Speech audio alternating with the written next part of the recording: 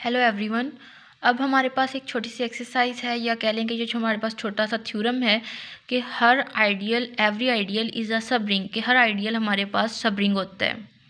ठीक है, अब हम प्रूफ के लिए लेट कर लेते हैं कि हमारे पास R be R ring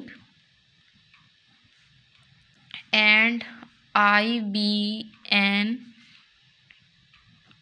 ideal in ring, कि हमने कोई भी रिंग आर सपोज कर ली है और आई को कहा है कि वो आइडियल है किसका, आर का।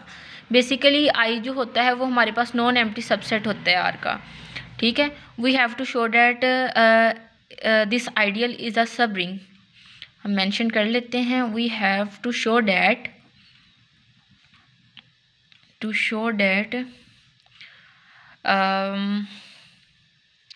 आई इज़ अ सब रिंग।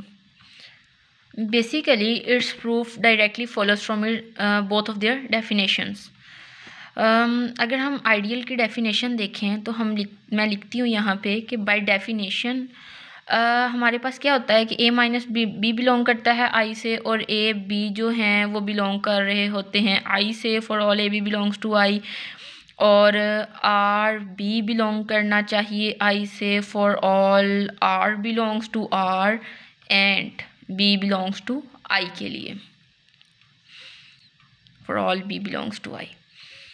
अब ये तो मैंने लिखी यहाँ पे डेफिनेशन। अगर हम थोड़ा सा रिकॉल करें या रिमाइंड करें, जो मैंने पहले एक थ्योरम करवाया सब रिंग का, उसमें मैंने नेसेसरी और सफिशेंट कंडीशन लिखवाई सब रिंग की।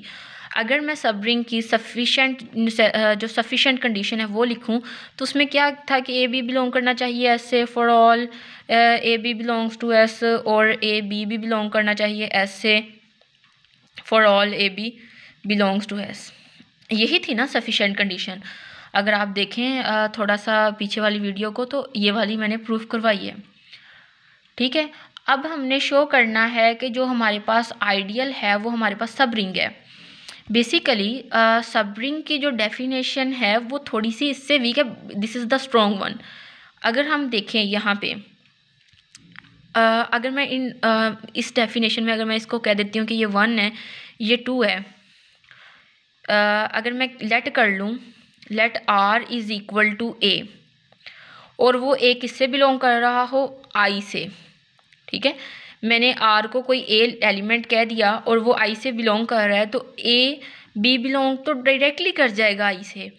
बल्कि ये तो हमारे पास जो कंडीशन है वो आर तमाम आर को मतलब जितने भी आर हैं हमारे पास, जितना भी रिंग के एलिमेंट्स है वो इन सब के लिए ट्रू है, तो ऑटोमेटिकली वो उसके अपने एलिमेंट्स के लिए भी ट्रू होगी, बिकॉज आई जो है वो सबसेट है हमारे पास आर का। तो इससे हमारे पास क्या प्रूव हो गया, हमारे पास पहली कंडीशन क्या आ गई कि a माइनस बी आई से बिलोंग कर रहा है, तो ऑटोमेटिकली a b भी आई से बिलोंग करेगा, बिकॉज क्या है कि आई हमारे पास सबसेट है आर का। अगर ये कंडीशन आर के लिए ट्रू है कि कोई भी a b या आर बी इससे बिलोंग करते हैं, तो वो ऑटोमेटिकली उसके भी ट्रू होगी। अगर मैं इसको आर बी भी लिखा रहने दूँ तो उससे भी कोई हमारे पास चेंज नहीं है कि वो उससे आई से ही बिलोंग करता है। ठीक है, तो इससे हमारे पास क्या प्रूव हो गया कि हमारे पास जो हर आइडियल होता है वो हमारे पास एक सब रिंग भी होती है। अब लेकिन इसका कन्वर्स ट्रू नहीं है। कन्वर्स क्यों ट्रू नहीं है कि Q जो है वो क्या है, Q इज़ अ सब रिंग ऑफ R।